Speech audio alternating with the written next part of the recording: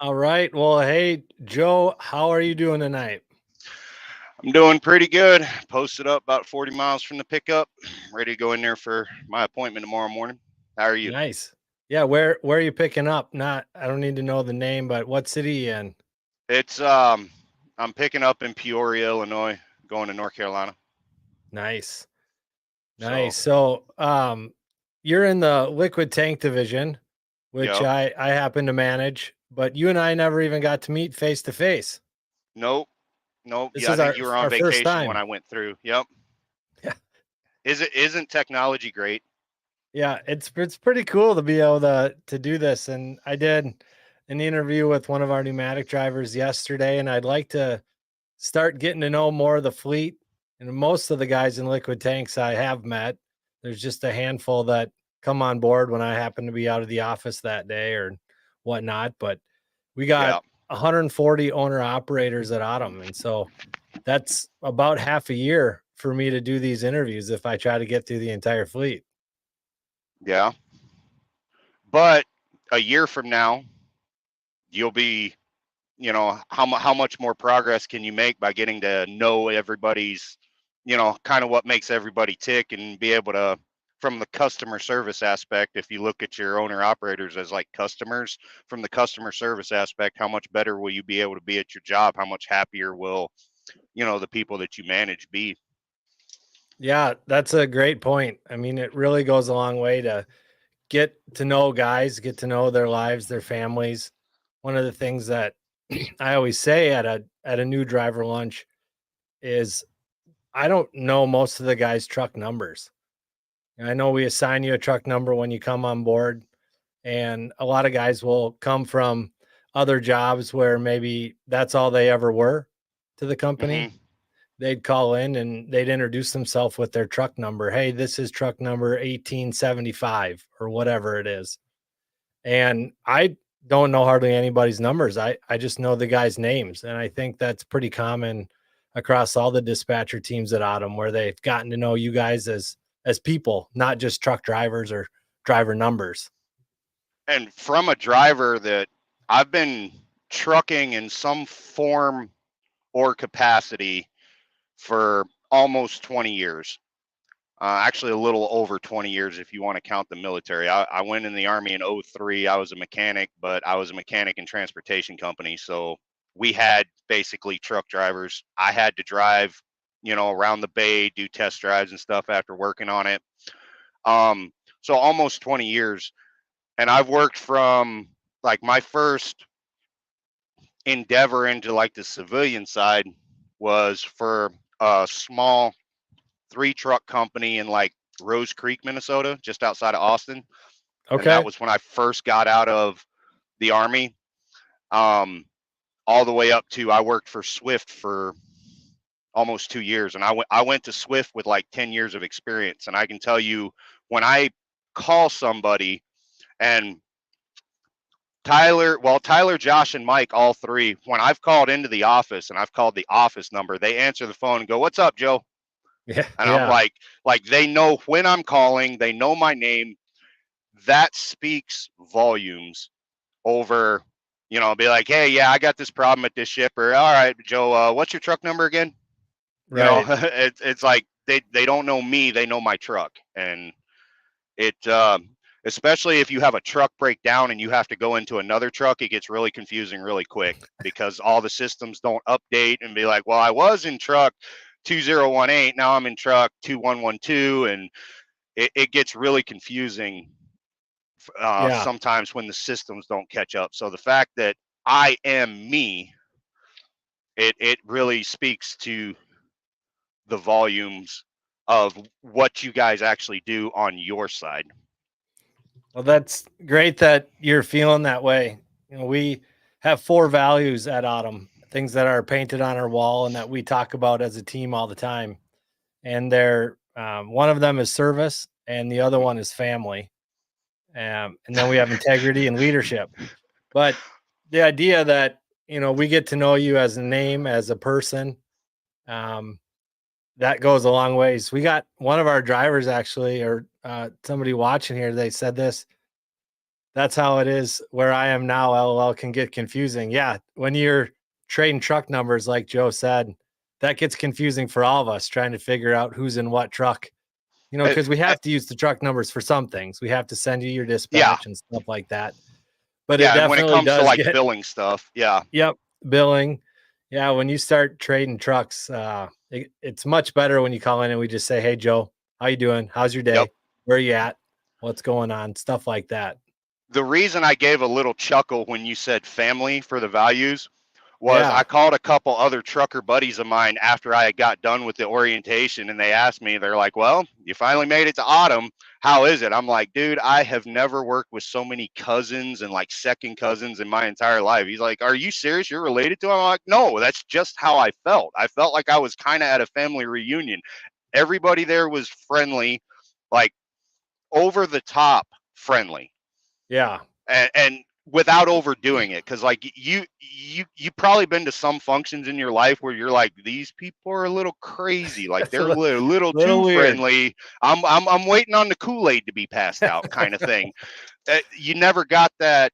You never got that feeling at the orientation at autumn. It literally felt like you went to a family reunion. That's awesome.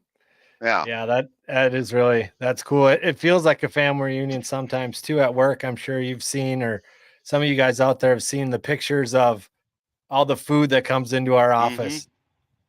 Yep. Our owner Bev and our president CEO Julie, their sister Jill is a baker for fun, but she could be a baker professionally. And when those pans of her cookies come into the office, everybody's rushing to the kitchen to get one. So it is like a big family reunion sometime.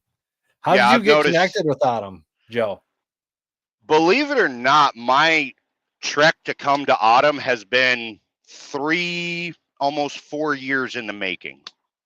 Really? So I first stumbled upon autumn when I was looking for a place to go back in March of like 2019.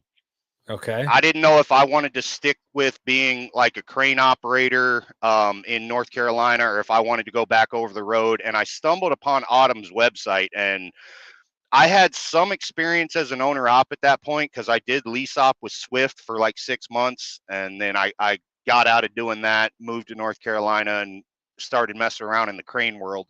But I had stumbled on Autumn's website, and like I started reading through it, and I read about you guys on the forum from a couple other people that basically said this is the only place that if you want a truck, they will buy the truck for you and let you lease purchase it.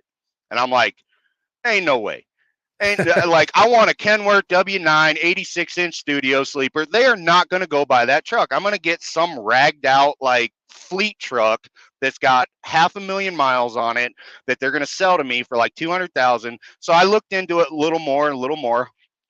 And I'm like, this would probably be a good. This would probably be a good thing. Let me give them a call. And I reached out, and you guys were on a hiring freeze. So Okay. I'm like, son of a gun. So I, kind of let my ADD kick in, I guess, a little bit. And I just went off and I messed around in the crane world for about a year or two.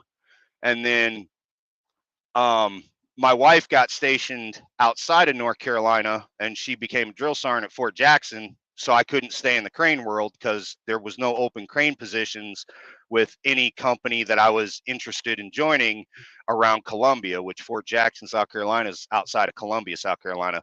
So I'm like, well, I guess I'll go back over the road. And well, I went back over the road in old tried and tested true, which for me is flatbed. I cut my teeth on flatbed.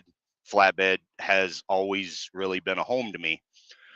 And so I started looking into lease purchase programs, and I told myself I was going to give myself 45 days to find a good lease purchase program. Well, I started with ELS out of Kinley, North Carolina, and everything was going good for quite a while. Um, you've got another driver here, Dan Decker.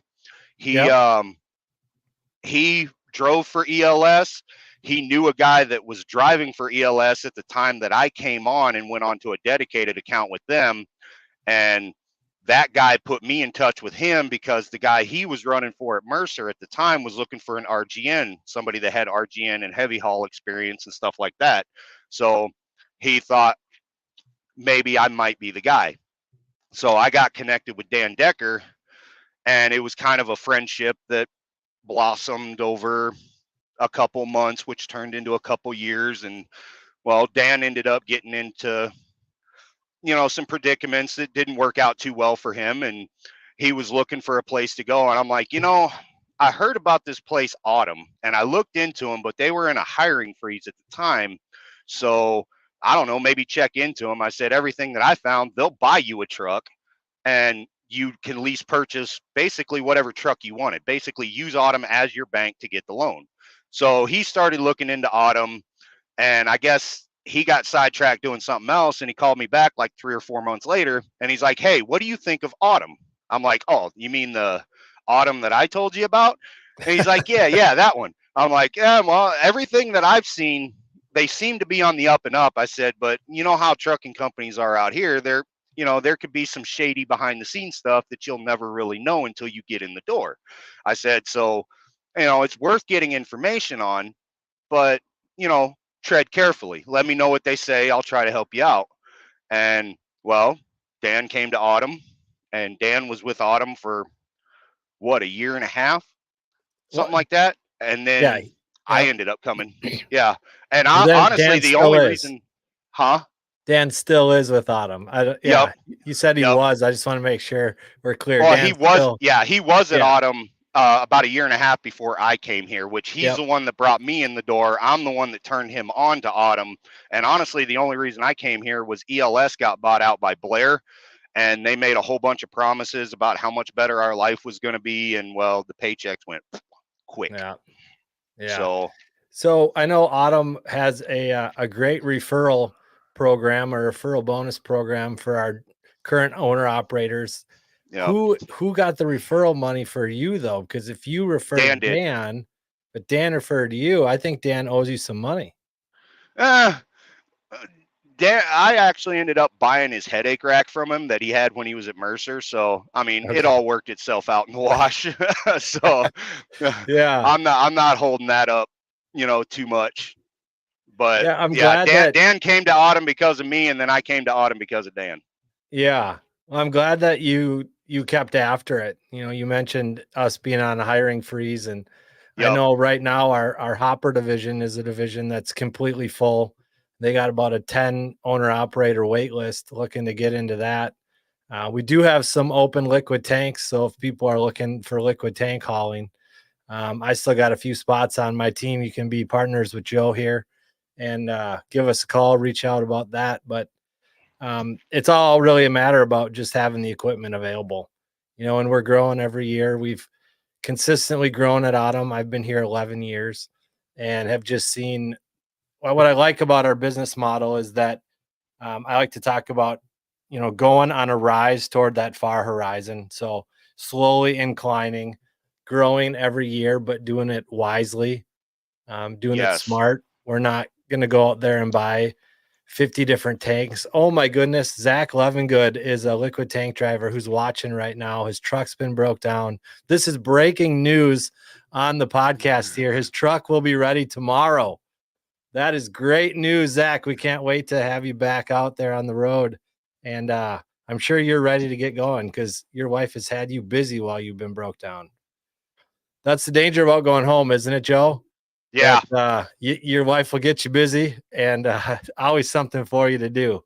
Well, especially as an owner op, because you run into issues, just minor little issues with your truck while you're out here on the road, being like, okay, well, when I go home, I'll take care of that. And then as soon as you get home, you get smacked with the honeydew list, and then before you know it, you've been home for 4 or 5 days, and dispatch is calling you, going, hey, you gonna pick up that load on Monday? And be like, oh crap, man, I haven't even touched my truck, and I haven't even done my laundry yet. And yeah, it can go quick. Well, that's so you've been driving for a long time. That kind of answers Yep. that question. You explained what the lease purchase. So we have a lease purchase ownership program here at Autumn, and Mm-hmm. it's something that a lot of guys take advantage of. You can come to Autumn with your own truck, that's fantastic. If you've already As got long as one, it's that newer than a 2000, because I have another there truck you sitting go. at home that's a 99. And Mr. Wallen, I have tried to fight with him, and Mr. Wallen says no, it has to be 2000 or newer.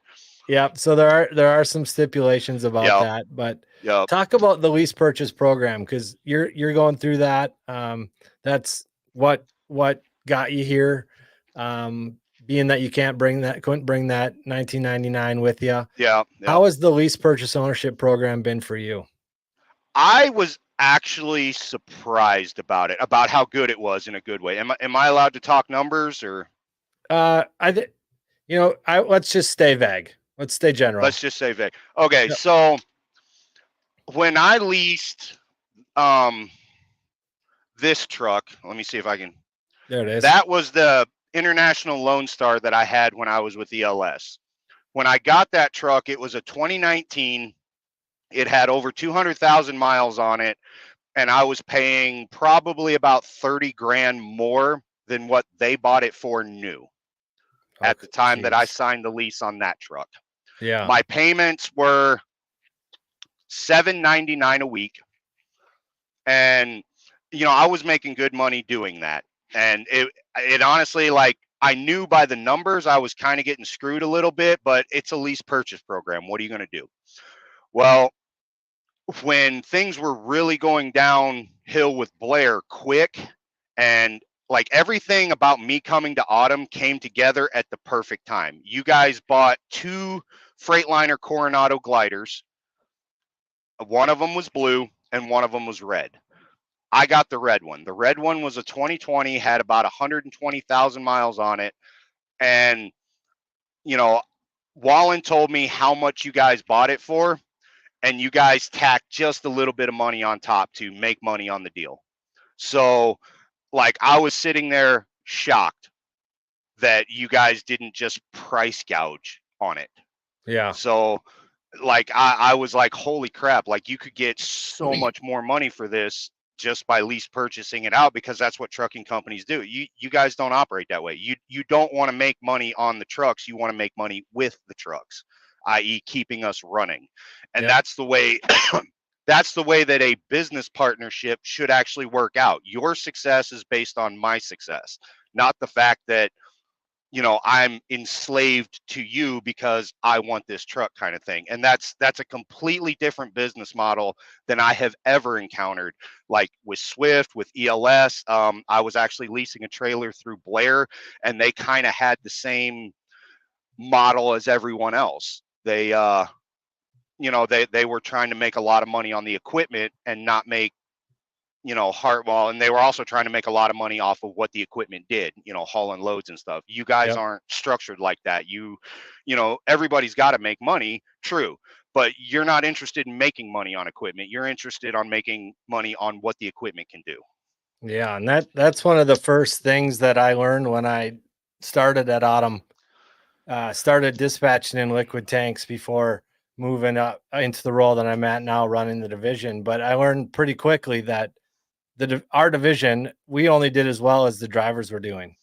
And so their success was our success. That's something that I talk about at that driver lunch when a guy starts too, reminding them that, yeah, we only make money if the trailer is running, and good drivers are making good loads and drivers are happy. If drivers aren't successful at Autumn and they stop working here, our trailer sits, and that trailer is not going to make money with the tractor connected to it. So it really is a partnership, something that we work hard at, that mutual success, and always talking in the office about what we can do to help you guys succeed, the tools that we offer, the support that we try to give on our end to make sure that you can focus on driving and being successful out on the road. Oh, and if I may point to the conversation you and I had earlier this morning, I called in with a problem. You listened to the problem, you acknowledged that it was a problem, and then you went back further to let me know it wasn't as big of a problem as what I was making it out to be. Yeah. Dying to know, how did Joseph get the nickname Chevy? Okay, so if I may, I can explain that. Yeah, let's hear it. If Cassie's dying to know, then we all need to know.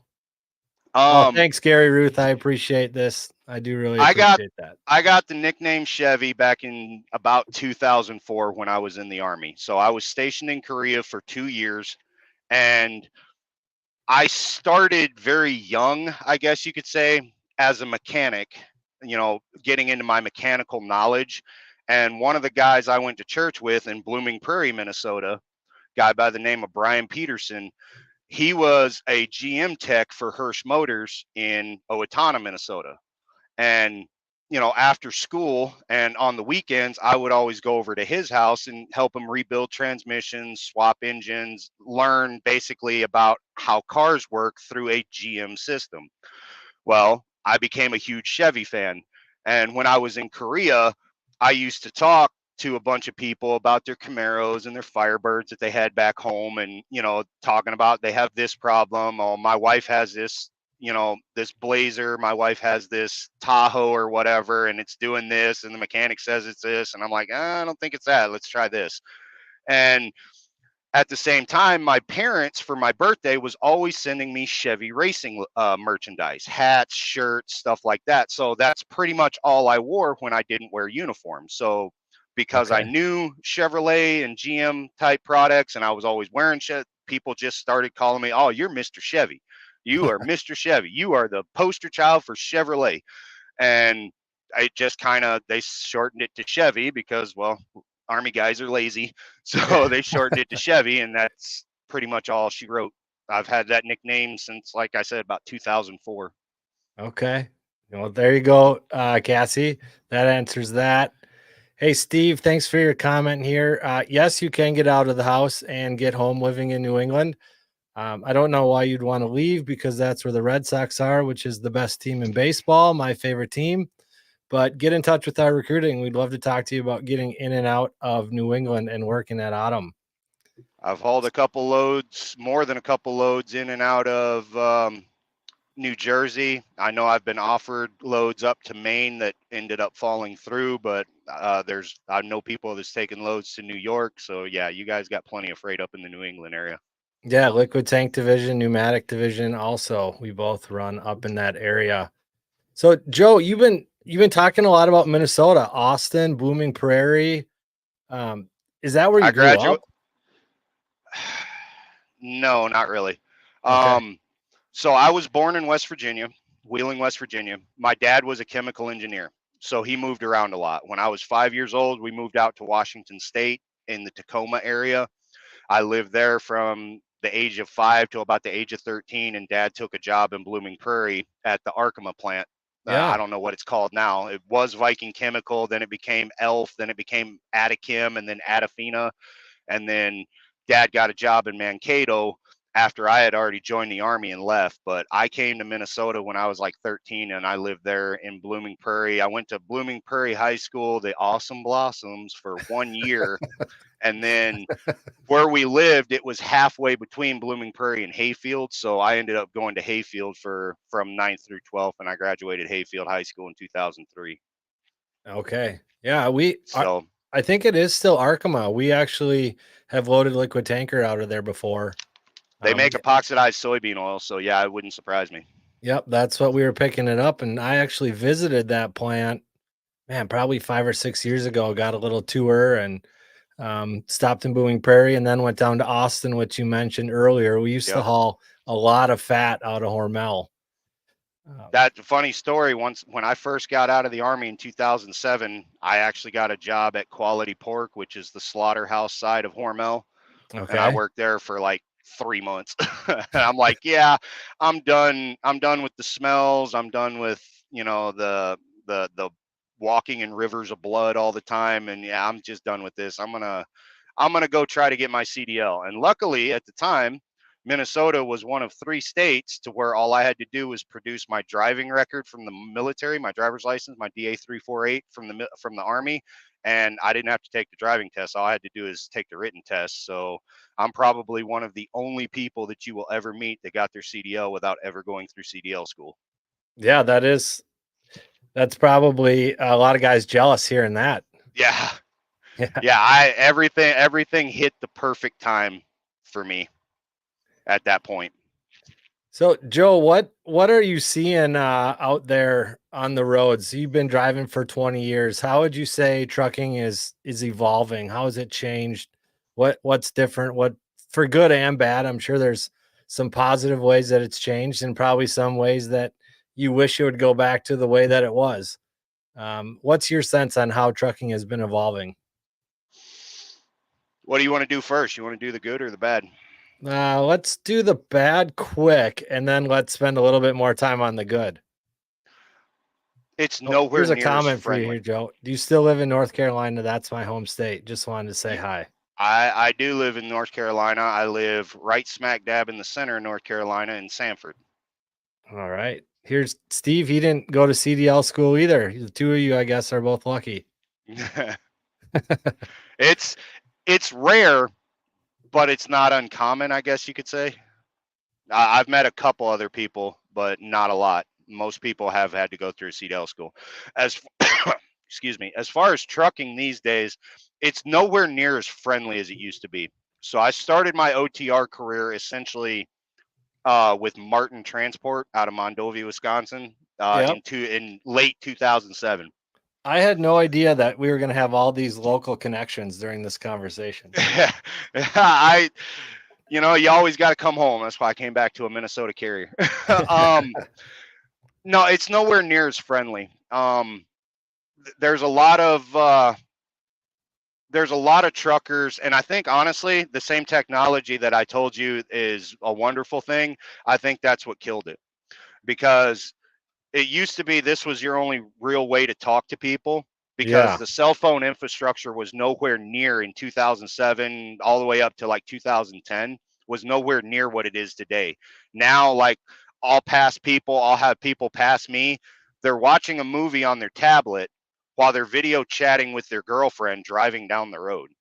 Jeez. Yeah. And What you a know, I can get on dangerous. a phone call. Yeah, I can get on a phone call with my buddy and be on a phone call for 8 hours and not talk to anybody around me. You go into the truck stop, everybody has got their nose in their phone. Like it's turned off. It's turned off our communication with our fellow man, I guess you could say it. You know, turning. We used to walk into a truck stop and meet 50 strangers that became buddies. Now Yeah. we Yep. walk into truck stop as strangers and leave as strangers. We don't talk to anybody. There's no common courtesy anymore. You got people that'll park in the fuel island, go take a shower, hold up the fuel island. Like there's a lot of bad stuff. And I mean, I guess you can take this for what you will. You've got a bunch of people from a bunch of different countries that have different cultures that what we would consider rude, they don't. And Hmm. what we would consider rude or what they would consider rude, we don't. So it causes a lot of clashing. And that's a lot of the bad. Um, I think you bring up a really good point there, just about the way technology, particularly cell yeah. phones, and Hmm. mobile entertainment, have driven people into their own little worlds in their mind. Not even knowing what's going on around them. Sometimes I know exactly what you mean. You go into a restaurant and everyone's sitting there on their phone. You'll see people on a date, married couple, even they're both sitting there staring at their phones, not talking to each other anymore. It's Um, and yeah, the and CB honestly, thing, it used to be so cool to ride with my yep, dad and hear that breaker 19 and he'd be talking to somebody on his CB and you're just sitting in the seat next to him listening, thinking, this is the coolest thing in the world. Warning each other about the coops coming up and yep, the bears out Rex, there and all that yep, stuff. Rex backups, how to get around the backups. I've I spent about $1,200 when I first got that Lone Star. Just getting a really good CB and boosting up the antennas and stuff like that, so I could really get out there. And I ended up running into like three different accidents over a month time frame on I-95 there in North Carolina, to where it just shut the interstate down, especially in that construction zone when it was really bad, and not a peep on the CB about it. And then you grabbed a CB and you holler into it and be like, hey, what's going on up here at the 59-mile marker or whatever? Oh, somebody done turned their backup radio on. They hit a backup and they turned their radio on. No, mine's been on the entire time and I didn't hear a single peep. So it's not that.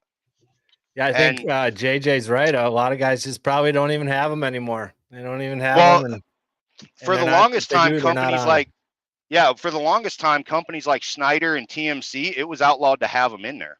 Like the drivers would get fired if they were caught having, because once the FMCSA cracked down on like handheld electronic use, a lot of companies took it to mean the CB radio as well. So they basically made it a firing offense. TMC was real bad for it for a while. If you were caught with a CB in the truck, you could get fired. And then they ran into a bunch of customers that their scale houses only operated off of a CB, so they had to put them back in, but the drivers weren't allowed to use them going down the road. Okay. So I think that led to a lot of it as well. Well, how about what's some of the good stuff that you're seeing? Oh, I have a Honestly, cricket noise on my soundboard. yeah. I wish I knew which button it was. I was going to say, honestly, the fact that companies like Autumn still exist, you guys put people over profits, and that's not necessarily a bad thing. Like, obviously, everybody has to make money in order to continue to the future, but the majority of the trucking companies out there, like the drivers are just a number. They don't care about the humanity that's sitting in the seat. They just need to put a butt in the seat. And it's leading to one of the bad things that you've got less and less skilled operators behind the wheel of these trucks. But, even your old timers that have been driving 20, 30, 40 years, they're scared to even go out and help people.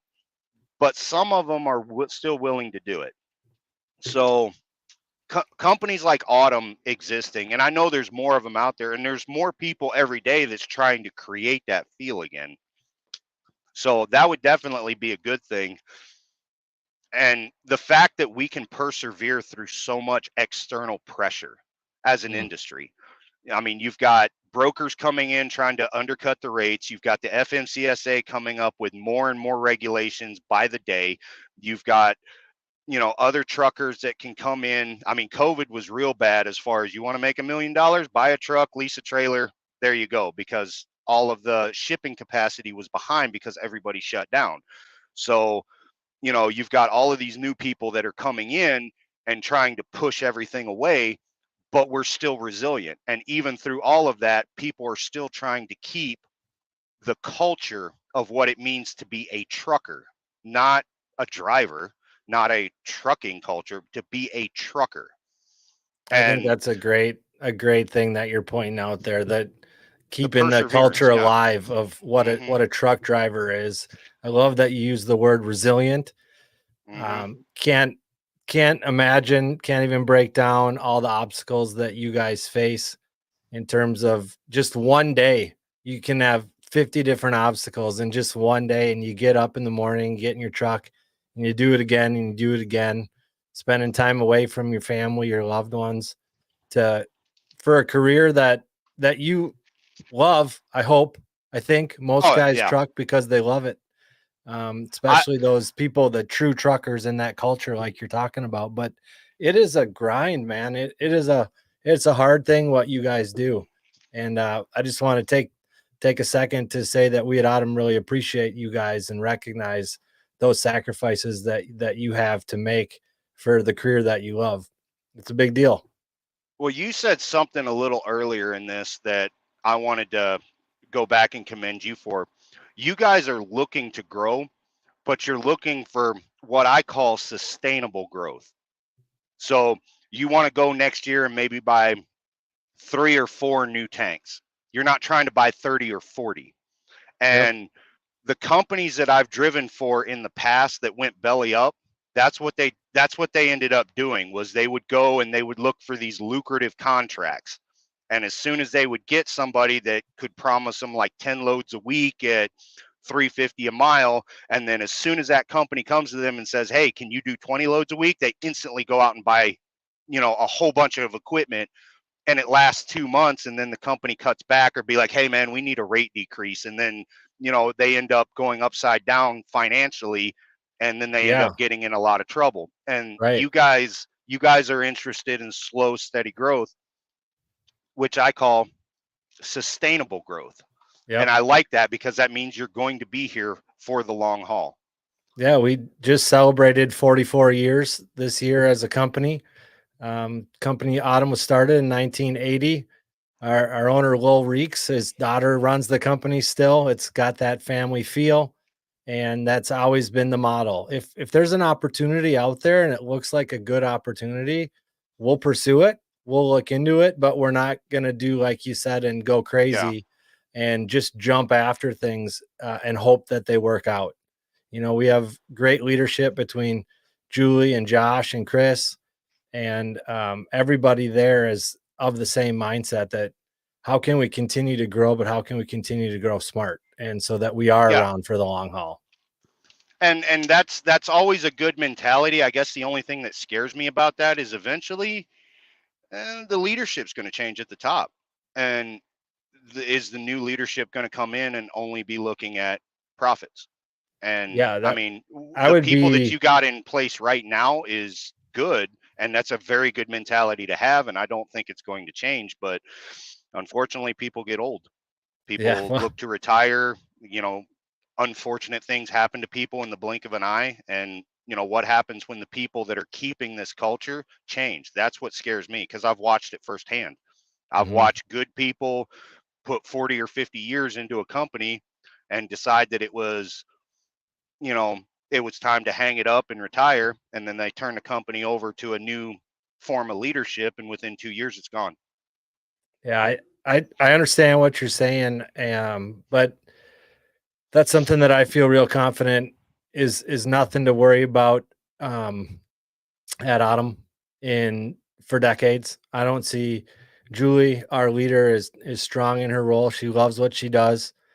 Her mom still is our vice president, and she still Hmm. comes into the office multiple times a week. It's Autumn is they. It's described if you go back and listen to one of our original podcasts. It's called "The Origins of Autumn." You can find it on Spotify. And I interviewed Julie and her mom to talk about how Autumn got started. And one of the things they say is that growing up, Autumn was like another child in the family. Yeah. They'd sit around at dinner, and the conversation would be, "Julie, how was your day? Jill, how was your day? How did Autumn do today?" And they really hold that family. And I think things like you and I are doing right here are really important to continue that culture of family, that culture of valuing one another, and carrying on the Autumn story, passing that on as new people come to work at Autumn. We've added some dispatchers recently, and I always try to get with them right away and say, "Here's who Autumn is. Here's what our values are. Here's where we came from." And it's pretty cool how fast people pick that up. Autumn kind of Yeah. just sucks you in and makes you want to be a part of who Autumn is.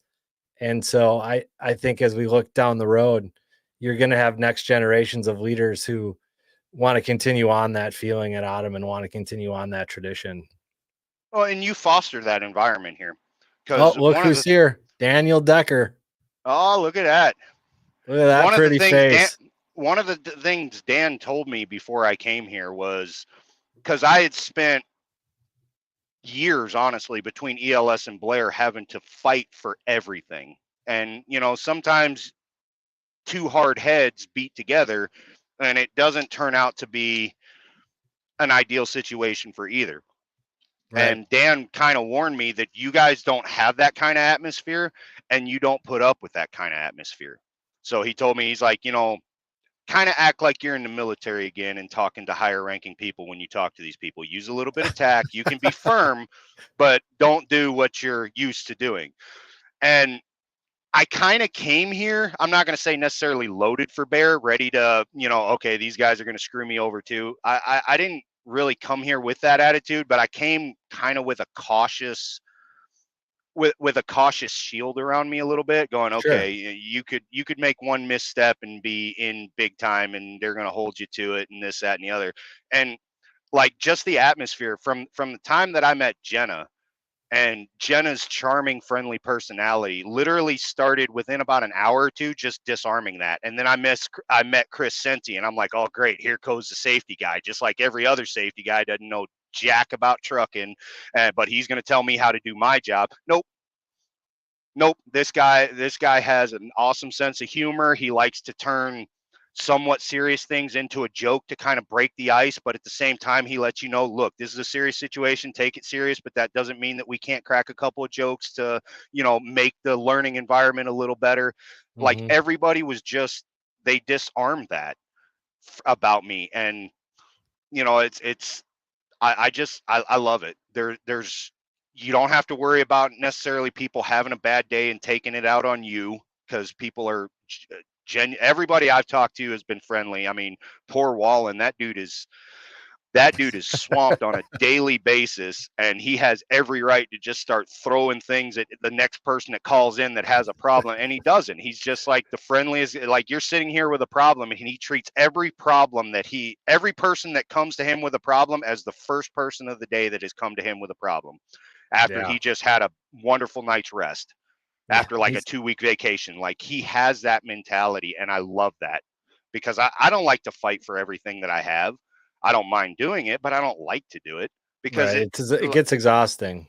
it does. And the old saying is you get more flies with honey than vinegar. That's right. And I truly believe that, and you guys do too. And that's like, is everything perfect here at Autumn? No, but that doesn't mean that you guys don't try to make it that way. Yeah. And I think Like our conversation this morning. I was going to I say came. that's a Yep. great example of, I'm going to take the time to listen to you, hear you out, try to understand where you're coming from.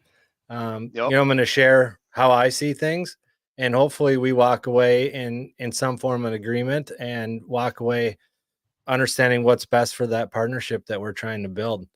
No, and And like this morning, I told you, I haven't been doing that well. Look at my last 3 weeks, and you absolutely, yep, your last 3 weeks wasn't the best. But if you look at your last 3 months, look how good you've been doing. And I'm like, holy crap, I did not go back that far. I just looked at the immediate past. So you acknowledge that you could do better. And even in the call, I'm like, okay, now I've ragged enough on you. What have you noticed? Because I've only been here since the end of March. As a matter of fact, my birthday was when I showed up for orientation. I've only been here since the end of March, and I know you got plenty of guys that have been here 10 plus years. What are they doing that maybe I'm not doing, or what are they not doing that maybe I'm doing that I need to change to be a better fit for the team?